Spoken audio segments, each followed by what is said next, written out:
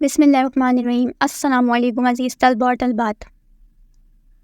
آج مجھے جس موضوع پر لب کشائی کرنے کا موقع دیا گیا ہے وہ دراصل مجھ سے بہت بڑا سوال کیا گیا ہے کہ کیا ہم آزاد ہیں؟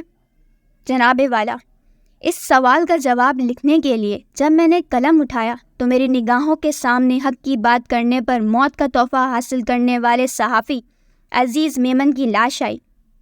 میرے دل میں خیال آیا کہ ایسا واقعہ تو ہر ملک، ہر وطن، ہر دیس، ہر مٹی، ہر جگہ ہو جاتا ہے، لیکن پھر میرے خیالوں میں بچوں کے سامنے سڑک پر زیادتی کا نشانہ بننے والی ماں آئی، جس نے میرے قلم کو یہ لکھنے پر مجبور کر ہی دیا کہ ہم آزاد نہیں، ہوس کے قیدی ہیں۔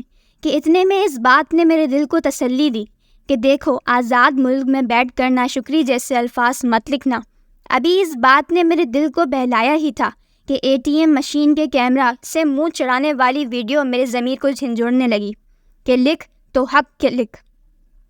یہ صلاح الدین اپنی پوری قوم سے منہ چڑھا کر کہہ رہا ہے کہ جان کی امان پاؤں ایک بات کہوں، جہاں ذہنی توازن ٹھیک نہ ہونے والے شخص کو بھی بے دردی سے مارا جائے وہاں کوئی آزاد نہیں۔ آج میں مارا گیا ہوں، کل کوئی اور مارا جائے گا، انصاف کا تو سوچنا ہی نہیں، بس مذمت سے کام چلایا جائے گا۔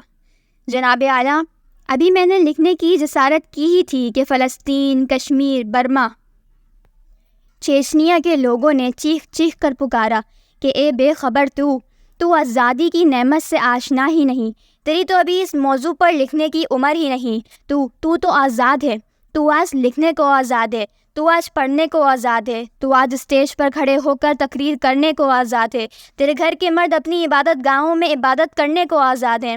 چلو مان لیا 20% لوگ معاشرے میں خرابیوں کی وجہ سے ناانصافی کا شکار ہوئے ہوں گے۔ ارے تو آج نوشیر و فیروز کے مجمع کے سامنے ان کے لیے آواز اٹھانے اور ان کے لیے حق کی بات کرنے کو آزاد ہے۔ ہمیں تو یہ آزادی بھی نہیں۔ یہ سوچتے ہی میرا قلم ہاتھ سے نیچے گر گیا۔ میں نے اس موضوع پر لکھنے سے انکار کیا۔ بہرحال میں اس نتیجے پر پہنچی کہ دونوں پہلو بتا کر فیصلہ آپ لوگوں کے اوپر چھوڑا جائے کہ کیا ہم آزاد ہیں۔